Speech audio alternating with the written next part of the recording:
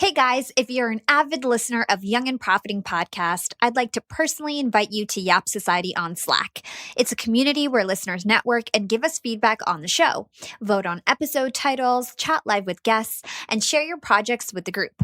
We'd love to have you. Go to bit.ly/Yap Society. That's bit.ly/Yap Society. You can find the link in our show notes.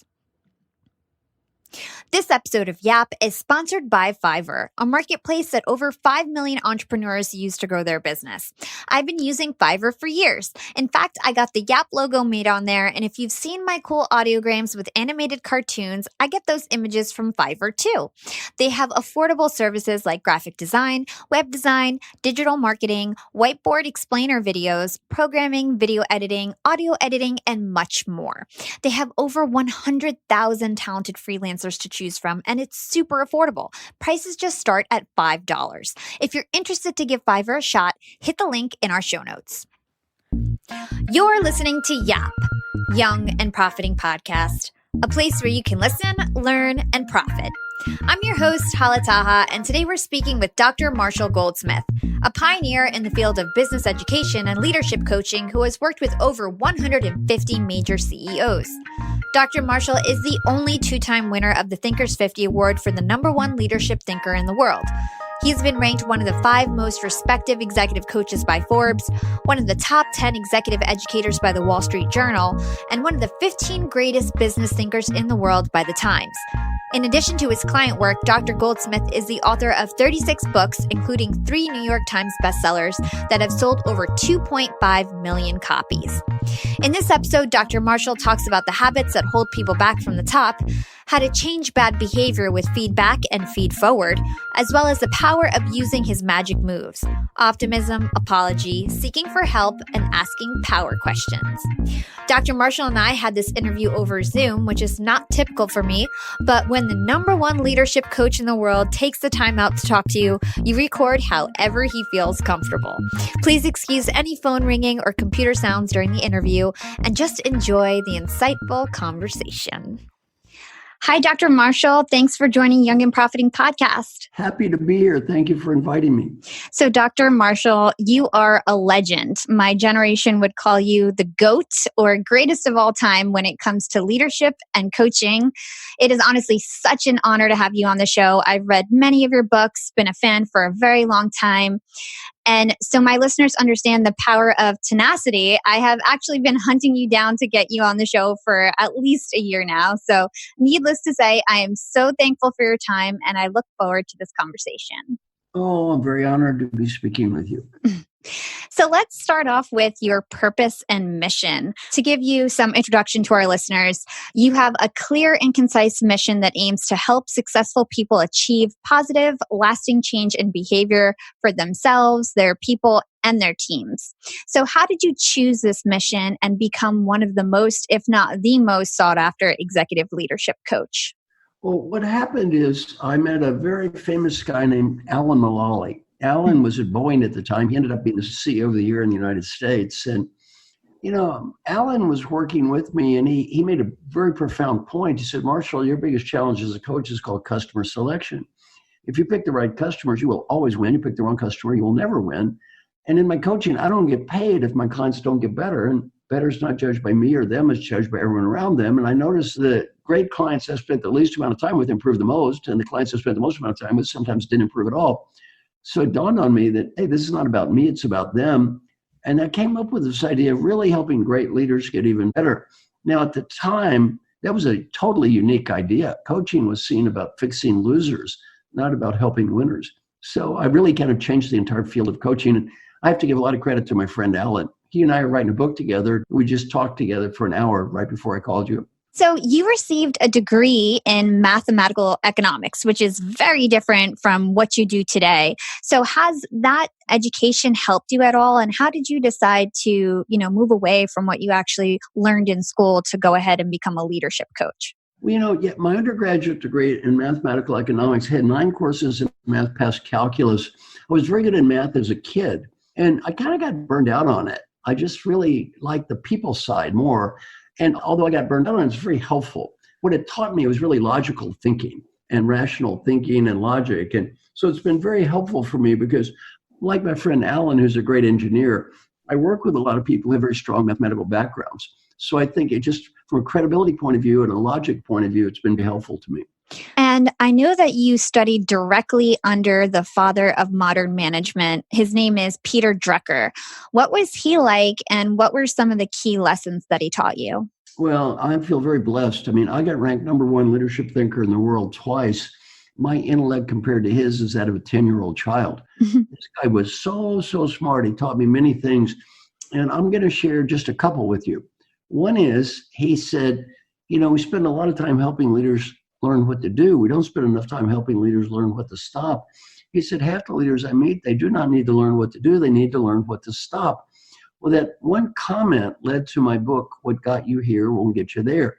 Now, the second thing he taught me, which is really good for younger people who are listening to your podcast right now, is this. If your listeners don't understand anything I've said but this one thing, it's going to help them be more effective in life and happier, including you. So this is just a great thing to learn. He said, our mission in life is to make a positive difference, not to prove we're smart, not to prove we're right. Well, we get so wrapped up trying to prove how smart we are and right we are, we forget we're not here on earth to do that. We're here to make a positive difference. If we don't make a positive difference, it doesn't really matter how smart we are or how right we are. Then he said, number two, every decision in the world is made by the person who has the power to make the decision. Not the smartest person, the best person, a fair person, or a logical person. Decisions are made based on one and only one variable, power. Whoever has the power to make the decision is going to make the decision. Then he said, if I need to influence you and you have the power to make the decision, there's one word to describe you. That's called customer. One word to describe me is called salesperson. You sell what you can sell. You change what you can change. If you can sell it, you sell it. If you can't sell it and you can't change it, take a deep breath and let it go. It's just such good advice. And before you deal with any topic, ask yourself one question. Am I willing at this time to make the investment required to make a positive difference on this topic? Am I willing at this time to make the investment required to make a positive difference on this topic? If the answer is yes, go for it. If the answer is no, let it go. That's really good advice. Something else that fascinated me about yourself, and something that I feel is really different, is that you describe yourself as a philosophical Buddhist. So what steered you towards Buddhism, and what has being a Buddhist taught you? Well, you're a little young for this, but back in the olden days, I was what was called a hippie. I spent, for example, 1969, 3 months out on the road hitchhiking. That was like living in another era. And back in that day, people often studied different kinds of religions and philosophies. So I studied Buddhism. So I've been in Buddhism for, almost 50 years. And I'm not a religious Buddhist, I'm a philosophical Buddhist. Buddha was brought up very rich. His father was a king. He was protected from life. And then he was living in a kind of bubble. One day he was able to sneak out of the bubble and he looked around and he learned something. He said, people get old. Then he was able to sneak out a second time. He learned people get sick. Third time, he learned people die. He said, you get old, you get sick, and you die. Shit happens. Not so good. Then he realized, I can't be happy with more. All this money and stuff, it doesn't make any difference. Then he went out in the woods and starved himself, and he tried to be happy with less. And he learned you can't be happy with less either. He finally realized you can only be happy with one thing, what you have. There's only one time you can be happy, and it's now. And there's only one place you can find peace. It's here. Yeah. And that's, to me, the essence of Buddhism. And in my coaching, I teach something called feedforward. Everybody asks for input. I teach them to listen to it, to thank people. And they don't promise to do everything, but you do what you can. And Buddha said, only do what I teach if it works for you. That's where I got the idea. If it doesn't work for you, it's okay, don't do it. So when people give us ideas to try to help us, rather than judging them or critiquing their ideas or putting them down, the learning point is you say thank you for the ideas. That's awesome. Super interesting. So like I mentioned, you are a world-renowned leadership coach. Your clients are top-performing CEOs and executives, but it's honestly a bit counterintuitive to think that top leaders who have achieved so much success have trouble changing any unfavorable behaviors that they have on their own and need to seek outside help from people like yourself. However, I know that's exactly what your popular book, What Got You Here Won't Get You There, is all about. And you have said in the past that success makes you fail. So can you explain why that is true and why it's extremely hard for successful people to change? Well, you're making a great point. Any human, in fact, any animal, will replicate behavior that's followed by positive reinforcement. And the more successful we become, the more positive reinforcement we get. And we fall into something called the superstition trap. What is it? Sounds like this: I behave this way. I am successful. Therefore, I must be successful because I behave this way. Well, the reality is we all behave the way we behave, and everyone I work with is mega successful, and they're all successful because they do many things right, and in spite of doing some things that are stupid. And I've never met anyone so wonderful they had nothing on the in spite of list. Well, we've all got something on the in spite of list. See, one thing I'm very proud of in my book Triggers is 27 major CEOs endorsed the book. Why I'm so proud of that is 30 years ago, no CEO would admit to having a coach. They would have been ashamed to have had a coach, embarrassed to have a coach. Well, today, they're not ashamed. We all need help. Twyla Tharp, world's greatest choreographer, has had the same personal trainer for 27 years. Why she had the same trainer for 27 years? I'm Twyla Tharp, I need help, and it's okay. That's why she looks so good. Top 10 tennis players, how many of them have a coach? 10. Why do they have a coach? They're trying to get better. So I think it's really just a healthy way to look at life. Yeah. So do you feel like there's a right balance between success and failure? Well, to me, on a more existential level, how do you define success? I'll give you just a few key variables. One is be healthy. If you're not healthy, the rest of this doesn't matter too much. Two, you need enough wealth to have at least a middle or upper middle class kind of income. Extremely poor people are not particularly happy, but after you get to kind of a mid-level of income, from there on up, more money doesn't make you happier. Lottery winners are not that much happier, for example. So you need wealth to a degree, you need health, then you need to have great relationships with people you love. So, your listeners shouldn't get so focused on their career, they ignore the people they love. And then assuming you have enough wealth, you're healthy, you've got great relationships with people you love, what matters? Two things. The first is happiness. And by happiness, what I mean is you love the process of what you're doing. You just enjoy doing it. And the second is meaning. That is, the outcomes of what you're doing are important to you. And what's really important in life is you need to experience both happiness and meaning simultaneously. If you just try to achieve happiness without meaning, well, like for me, when you're older, you're some like old man playing crappy golf with old people at the country club, eating chicken sandwiches and discussing gallbladder surgery. Well, that doesn't work, right? It's empty. On the other hand, if you try to pursue meaning without happiness, you're a victim or a martyr. So you really need to, number one, love what you're doing. And two, you need to see it's meaningful to you. And the key to me for success is no one can find happiness for you but you. No one can find meaning for you but you. I cannot tell you what you love doing. That has to come from your heart. I can also not tell you what's meaningful for you. That also has to come from your heart. So happiness and meaning, to me, that's the ultimate goal of success. It needs to come, though, from the inside, not from the outside. The great Western disease is, I'll be happy when. When I get the money status, BMW, condominium, I will be happy when. Well, we all have the same win. The key is, be happy now. Be happy with what you have. Yeah, that's so touching. And it's so true. You've definitely got to know from internally what really matters to you and make sure you fulfill those things. So really great advice. So let's talk about your two most popular books, What Got You Here Won't Get You There and Triggers. They've been recognized by Amazon.com as two of the top 100 leadership and success books ever written. Millions and millions of people have benefited from your books, which is so incredible. So as an introduction to the books and also your expertise to our listeners, if our readers had to take away one key concept from each of these books, what would that be? Well, first I'll start with What Got You Here Won't Get You There. What I teach people there is ask for input from everyone around you. How can I be a better manager? How can I be a better team player? How can I be a better supplier? How can I be a better customer? How can I be a better son or daughter? How can I be a better father or mother? Better brother, sister, better friend, better family member?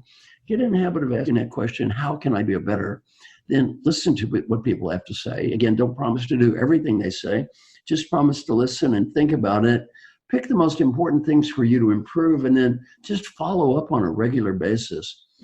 How am I doing? Follow up on a regular basis, get input. And if you do this, I have research from tens of thousands of people, you tend to become more effective, not as judged by yourself, but as judged by the most important people in your life. So that's from my book, What Got You Here, Weren't You There? In my book, Triggers, I'll teach your listeners something that takes 3 minutes a day, costs nothing, will help them get better at almost anything. Now, some people are skeptical.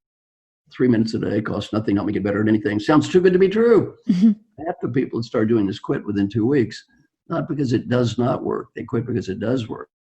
This is called the daily question process. And that's, you get out a spreadsheet, you write down a column of questions that represent what's most important in your life, friends, family, coworkers, etc.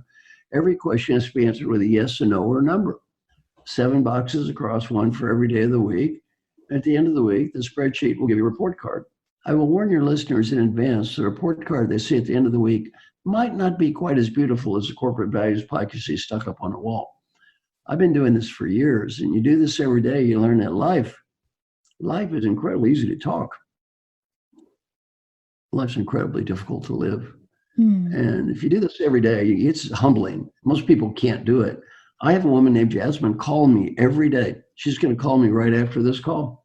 Every day she calls me and she listens to me read questions I wrote and provide answers I wrote every day.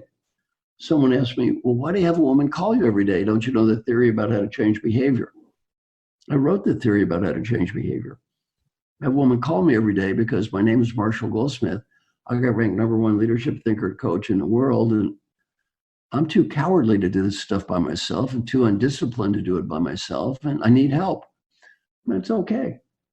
See, once we admit we need help, life is better for everybody. And this daily question process is amazing. The first 6 questions I recommend are number 1, and they all start with, did I do my best? Number 1, did I do my best to set clear goals? Number 2, did I do my best to make progress toward achieving my goals today? Number 3, did I do my best to find meaning? Number 4, did I do my best to be happy? Number 5, did I do my best to build positive relationships? And finally, number 6, did I do my best today to be fully engaged? And our research on this is amazing. Just by asking these 6 questions every day, you tend to get better in amazing ways. And if your listeners would like to get articles, I wrote one called Leadership as a Contact Sport, and that talks about the point I made from What Got You Here, Won't Get You There. I wrote another one called about the daily questions from the book Triggers. If they just send me an email, I'd be happy to send them copies of both articles. And my email address is marshall@marshallgoldsmith.com, and Marshall has 2 L's. Cool. So let's stick on this daily questions for a bit. Why is it necessary to make sure that you're asking active questions rather than passive ones? Well, there's nothing wrong with passive questions. Here's the issue. If you ask, like employee engagement surveys, always ask passive questions. If you ask a person a passive question, we tend to blame the environment. For example, do you have clear goals? People say no. Why not? Well, they're confused. Do you have meaningful work? No, they make me do trivia. It's their fault. See, these active questions begin with the phrase, did I do my best to? And what's amazing about that phrase is you cannot blame someone else. All you have to do is try. You don't have to succeed. Did I even try? And that's why the active questions are so powerful. Let me give you the hardest question you could ever test yourself on every day. It has 4 qualities. And this is totally counterintuitive. Quality number 1 is you write the question. You write your own question. Why is that hard? You can't blame the idiot that wrote the question. Number 2, you know the answer. Why does that make it hard? You can't say you don't know how to do it. Number 3, you know it's important. It's not trivial. And then finally, number 4, all you have to do to make a high score is try. You just have to try. Yeah. Now you might ask, why is that so difficult? No one to blame. It's very hard to look in the mirror every day. No one to blame but yourself. And I've been doing this for years, and I learned about 95% of all of my problems I can see in one place. Just look in the mirror. It's very hard to face this for most people, including me, by the way. It's hard to do this every day. That's why a woman called me. Yeah. The thing I love about the daily questions is that it really helps to build a habit. They say if you don't do something daily, your behavior doesn't change. You don't change yourself. So sticking on habits and what got you there won't get you here. You outlined 20 habits that hold people back from reaching the top. Some examples are winning too much, adding too much value, and playing favorites. We don't have time to cover all 20 in detail, but I'd love to run through some core themes that I picked out that relate to these 20 habits. Maybe let's start off with the theme of being too competitive. So some habits you mentioned that I think fall into this category are winning too much, withholding information, claiming credit when we don't deserve it, and failing to provide recognition. So can you talk to us about this type of quote unquote bad behavior and how it negatively impacts our relationships? Well, what happens is we have been programmed to succeed and win. Every one of your listeners, including you, have taken test after test after test in your life. And I looked up your background. You're a very good student, 4.0 grade average. You got a lot of reinforcement for doing one thing over and over again, proving how smart you are over and over and over. And it's real tough when you've had as much reinforcement as you've had for proving how smart you are to stop doing that. See, it's hard. Every time you made those A's, people pat you on the back. Oh, congratulations. You're the valedictorian of the school. And almost everyone I coach is just like you. They're real smart, hardworking people. What's hard when you take tests day after day after day, not to just go through life proving how smart you are. Now, let me give you a couple of examples of this. Winning too much. You want to go to restaurant X, your husband, wife, friend, or partner wants to go to restaurant Y. You have a heated argument. You go to restaurant Y. Food tastes awful and the service is terrible. Option A, you could critique the food and point out our partner was wrong. And this mistake could have been avoided if only you listened to me. Or option B, shut up. Eat the stupid food, try to enjoy it, and have a nice evening. What would I do? What should I do? Almost all of my clients, what would I do? Critique the food. What should I do? Shut up. Well, it's very hard for smart, successful people not to critique the food. Another one, even worse, you have a hard day at work, you go home. Your husband, wife, friend, or partner is there, and the other person says, I had such a hard day today. I had such a tough day. And if we're not careful, we reply, you had a hard day. You have a hard day. Do you have any idea what I had to put up with today? You think you had a hard day? We're so competitive, we have to prove we're more miserable than the people we live with. I gave this example to my class at Dartmouth. A young guy in the back raised his hand. He said, I did that last week. I asked him, what happened? He said, my wife looked at me. She said, honey, you just think you've had a hard day. It's not over.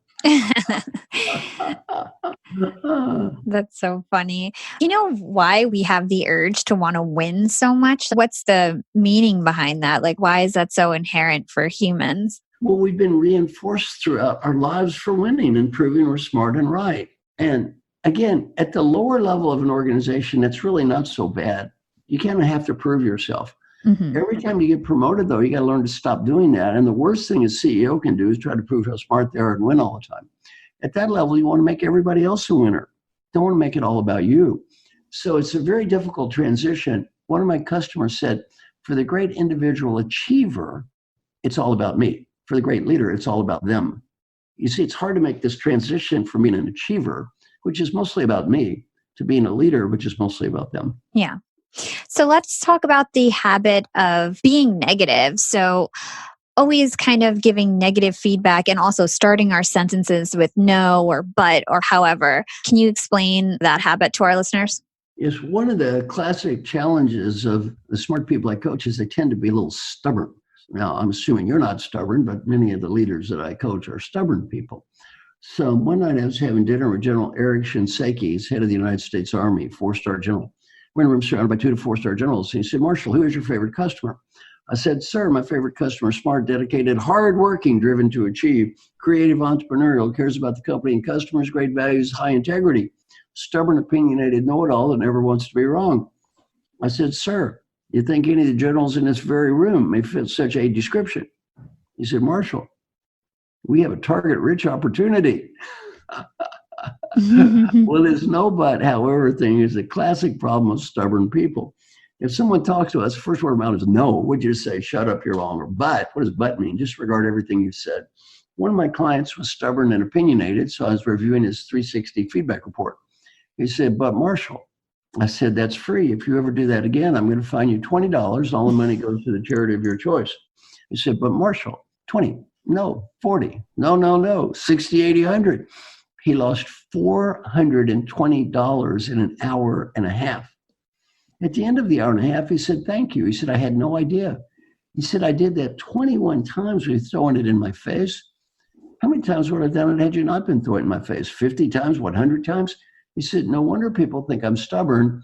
The first thing I do when people talk to me is I prove I know more than them or they're wrong over and over and over and over again. He got so much better at being a good listener just by learning that. Yeah. A big takeaway I got from your book is that you need to sometimes just like pause. And if you're going to say negative response, or if you're going to say no or but, start off with thank you instead and show your gratitude. And one of my favorite stories actually that you tell is about gratitude and self-control. You talk about being in the car with your wife, for example, maybe on the way to the airport, and getting loud with her for telling you to watch out for a red light. And, I've had this happen to me with my boyfriend maybe 10 times at least. So could you tell us about this story and share the lesson on why the best response you can say when you're unsure or when you're going to say something negative is simply thank you? Well, it's interesting. Everyone says they want to encourage honest input. We want people to tell the truth and we don't want to punish the messenger. So when I teach my classes, I always say, how many of you believe you should encourage honest input, encourage the truth? Don't shoot. And they all raise their hand, right? Mm-hmm. And I said, well, you wouldn't shoot the messenger, would you? Oh, no, of course not. And then I gave them this case study. Imagine you come home from work, you've had a hard day, you get in the car to go to the store. You're driving to the store, lots of traffic. Cars are cutting in front of you, people honking their horns. The person in the front seat goes, look out, there's a red light up ahead. Did you say thank you? Or did you say, what do you mean there's a red light? Do you think I can see? I know how to drive this car. Would you be quiet and let me drive? Well, almost everyone in the room chose plan B. So what was the cost of that person saying, hey, there's a red light up ahead? Nothing.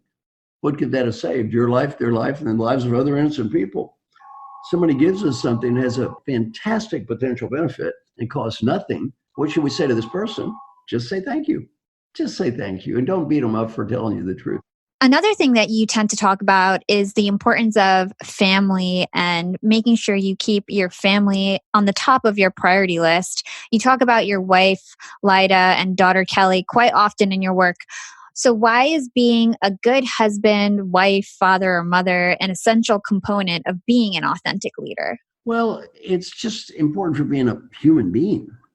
The reality is when you're old, and you look around your deathbed, none of your coworkers are waving goodbye.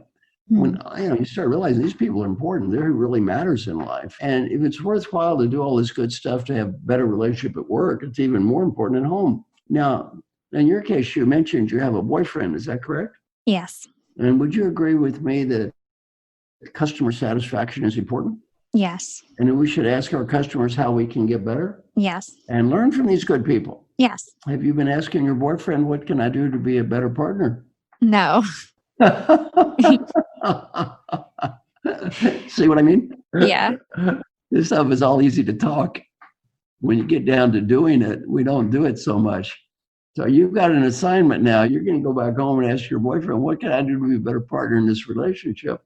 Yeah, that's good advice. It's true. And, when your home life is healthy and happy, you also become more productive and clear-headed when you're at work. So I think that it's really important to have balance in both. That's not a theory. We've got a lot of research on this. There's an incredibly high correlation between overall satisfaction with life at home and overall satisfaction with life at work. And both of them feed each other. If you're really more satisfied with life at home, you tend to be more satisfied with life at work. And conversely, if you're more satisfied with life at work, you're also more satisfied with life at home. Yeah. So let's talk about improving some of these bad behaviors that we were discussing earlier. You were a pioneer of the use of 360-degree feedback. Can you tell us about this process? In my coaching, every leader that I work with gets confidential feedback from all of their key stakeholders. These will be their direct reports, their peers, their managers, could be board members. And then they pick important behavior to improve. Then they go back and talk to people saying, thank you for this feedback. Here's what I've learned. Here's what I'm going to do about it. They practice and feed forward. They don't ask for more feedback about the past, ideas for the future. They don't critique the ideas. They shut up. They thank people.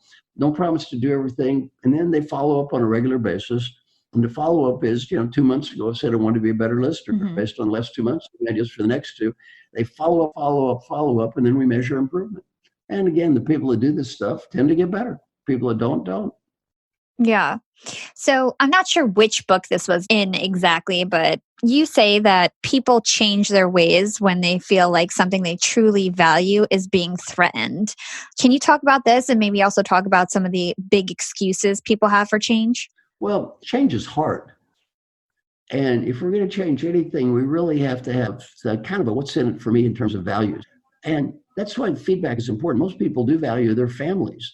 And they get feedback from their families that they're not doing a good job. They want to get better. Most people value their coworkers. They get feedback from their coworkers they're not doing a good job. They want to get better. So that's really important. In my book, Triggers, I talk about why we don't do all the stuff we know we should.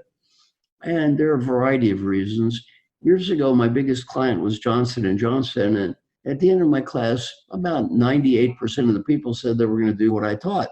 A year later, about 70% had done something and 30% had done nothing. Yeah, I'm not ashamed of these numbers. I'm very proud.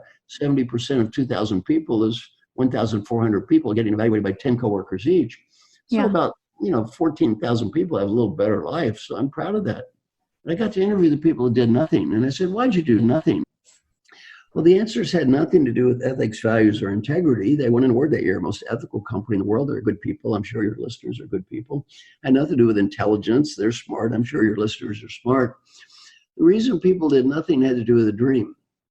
A dream I've had for years, and I would bet even at your young age, you've already had this dream. The dream sounds like this. I'm incredibly busy right now. Given work at home and new technology that follows me everywhere and emails and voicemails and global competition, I feel about as busy as I ever have. Sometimes I feel overcommitted. Every now and again, my life feels just a little bit out of control.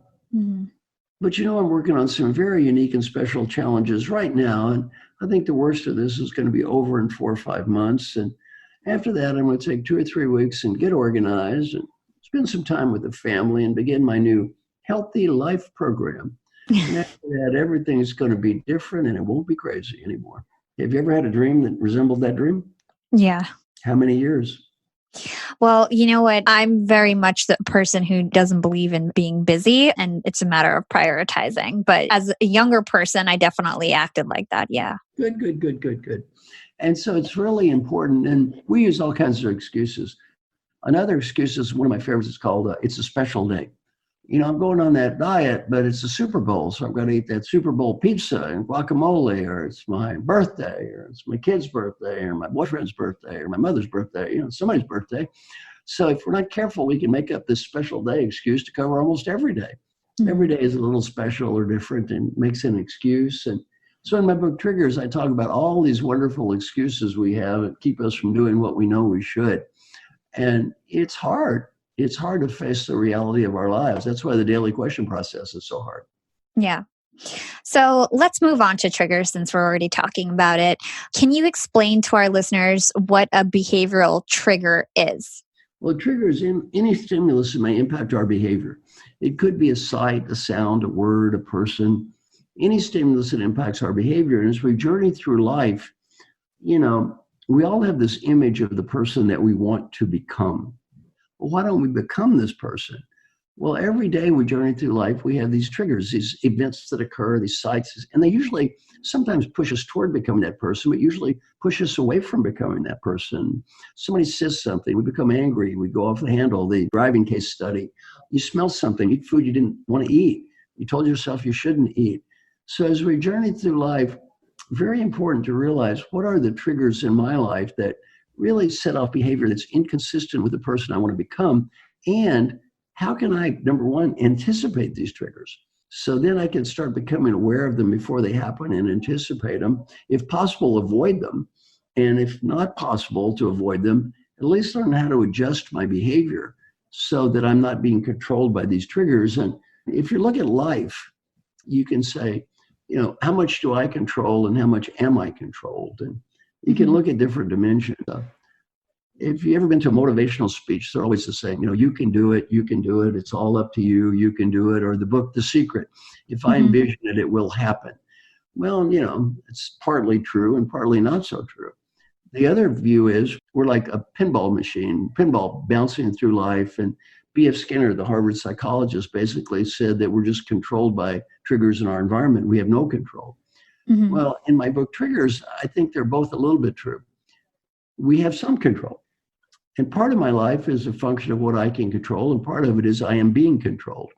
And the whole idea of the book is really to just balance the equation a little bit more in terms of I'm in charge of my own life, and a little bit less of I'm just being manipulated by my environment. Yeah. Before we move on to environment, let's just dig deeper into habits and triggers and feedback loops. Specifically, I'd like you to explain what a feedback loop is to our listeners. So it's comprised of 4 stages: evidence, relevance, consequence, and action. Could you maybe walk us through a real life example of a feedback loop so that our listeners could really understand what it is? Well, you're driving your car and you see a sign that says speed limit 30 miles an hour coming up in a small town. And there's evidence that something's going to happen. And then how important is it? We think I might get a ticket, and then eventually think that's relevant. And then you've got this evidence which would lead to a consequence, which is something bad. And you ultimately end up changing your behavior. So as we go through life, we're constantly given the opportunity to deal with these feedback loops. And the important thing is to say, all right, am I being sensitive enough to these feedback loops? Am I aware of what's really going on around me? For example, we have a little child. The little child says, I miss you, Mommy. Well, what does that mean? How can I process this? And the coworker who seems upset, being able to read your environment as best you can so that you're learning from the environment at all times, and then you're able to make adjustments in your behavior that fit the needs of the people in your environment. Yeah. So when it comes to triggers, is the key to be aware of them and learn how to avoid or replace those triggers? First, become aware. What are the triggers that set me off? Then, if you can avoid the triggers, avoid them. For example, if you want to quit drinking, don't go to bars. Mm-hmm. If you want to quit smoking, don't smoke. If you want to quit eating chocolate, get chocolate out of your house. Because when the stimulus is there, you're much more likely to do it. So just avoiding it if you can is the first thing. But sometimes you can't avoid it. So if you can't avoid it, then you're going to need to learn to adjust to your behavior so it kind of fits that. Look, I love chocolate. I can't get it all the house because my wife likes to eat it too, and she wants it to be here. But I need to realize when I see this chocolate, I'm going to be tempted to eat it. So how can I adjust my behavior so that I don't? Yeah. And like you mentioned, like a big trigger is your environment. So in your book, you say, if we do not create and control our environment creates and controls us. You call the environment things like the devil and that we should treat it like our enemy. Why such the hard feelings? Could you dig into that a little deeper? Well, what happens is I'm reading a book now called Deep Work by Cal Peterson, I think. And it's a great book. It talks about social media and how we can become completely addicted to social media in a way that's not healthy. The average kid that's flunking out of school in the United States spends 55 hours a week on non-academic media. So, it's like an addiction. And he talks about how Facebook can be addictive and depressing. And the more hours you spend on Facebook, the more depressed you tend to be for 2 reasons. One, you see all these fake lives.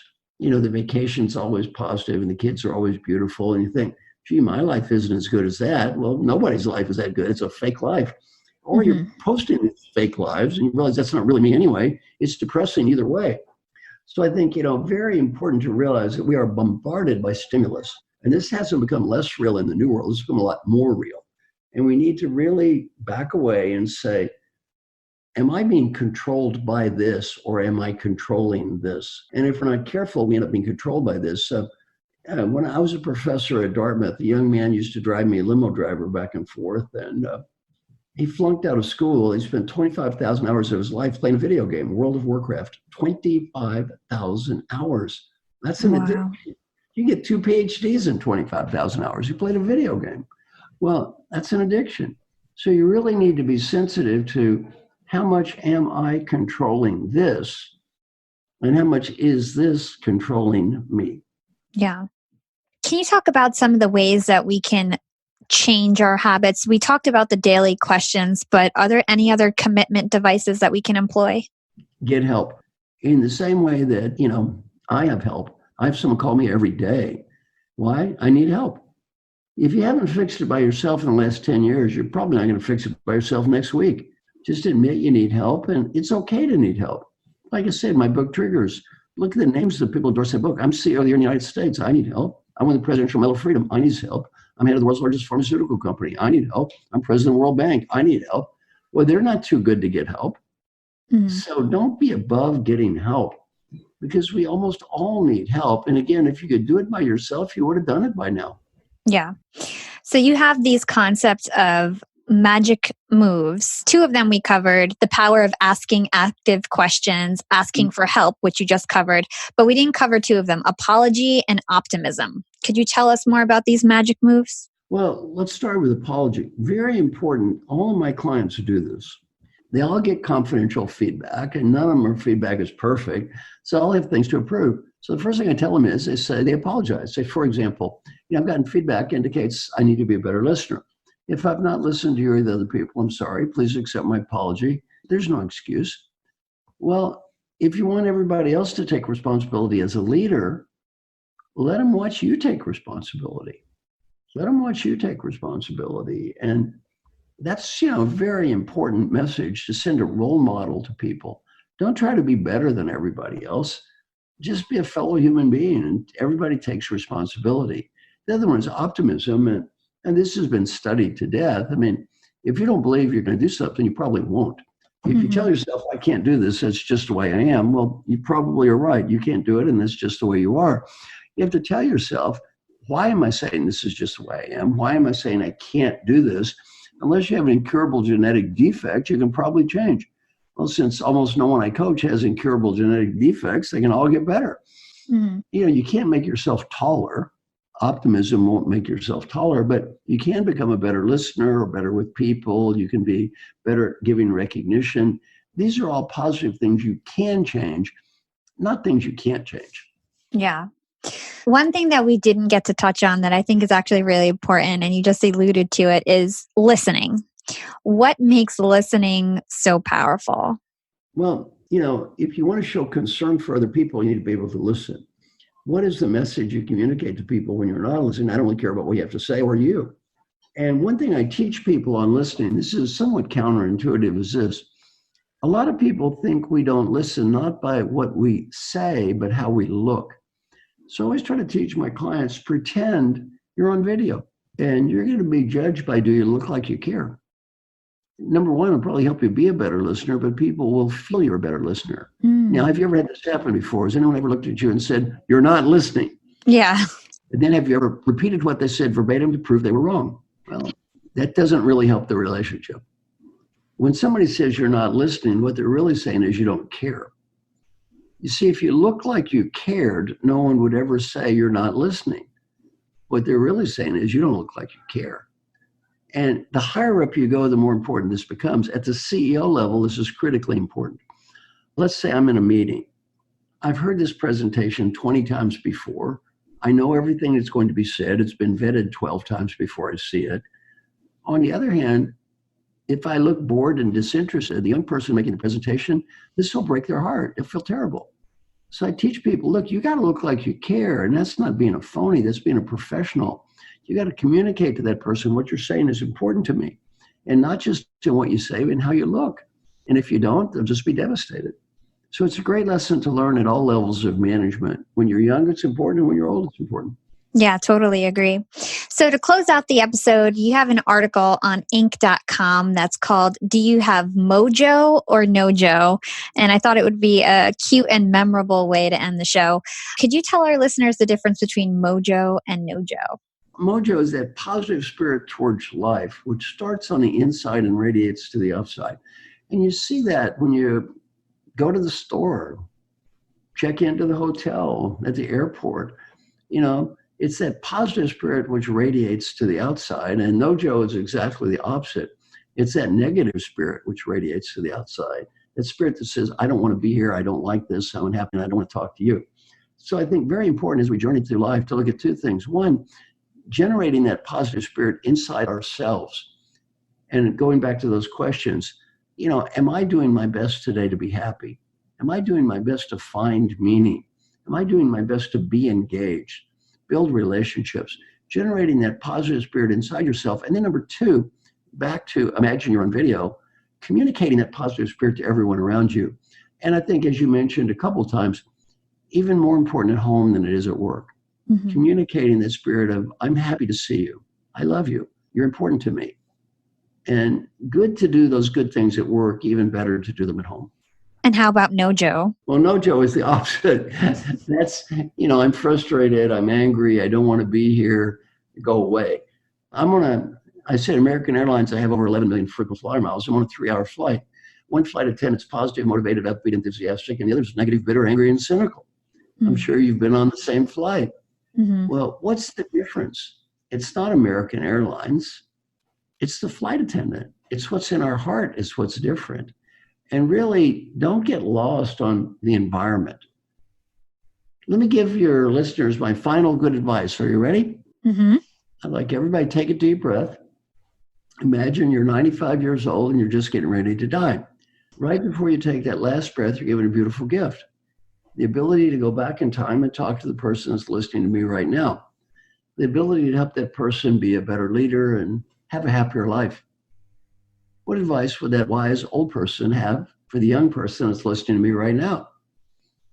Well, whatever your listeners are thinking now, do that. In terms of performance appraisal, that's the only one that matters. That old person says you did the right thing, you did. That old person says you made a mistake, you did. You don't have to impress anybody else. Some of my friends interviewed old folks who are dying and got to ask this question: what advice would you have? On the personal side, 3 themes. Theme number 1, 3 words: be happy now. Not next week, not next month, not next year. Be happy now. The great Western disease, I'll be happy when.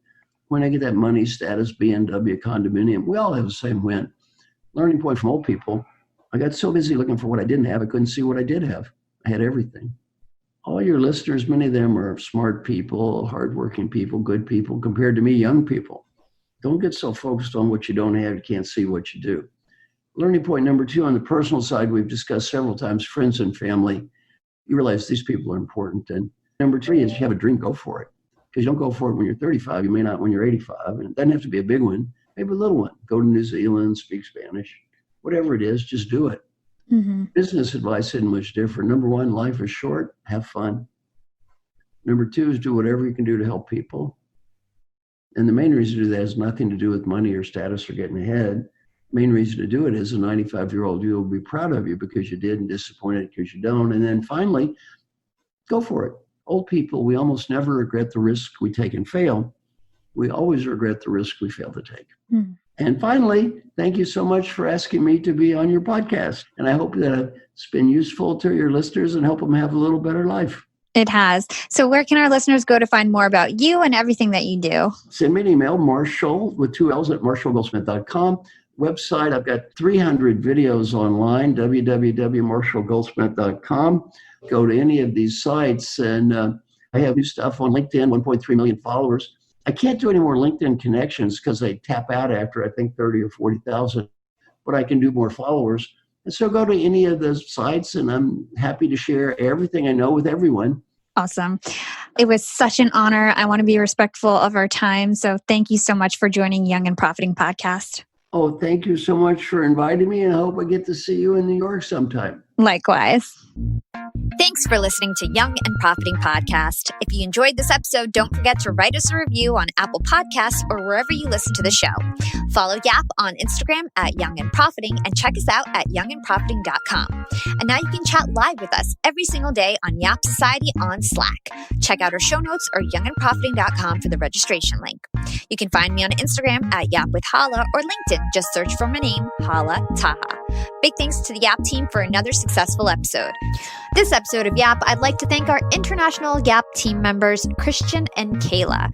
Kayla writes detailed show notes for our episode each and every week, and Christian keeps our website up to date with the latest content. Thanks for all your hard work. This is Hala signing off.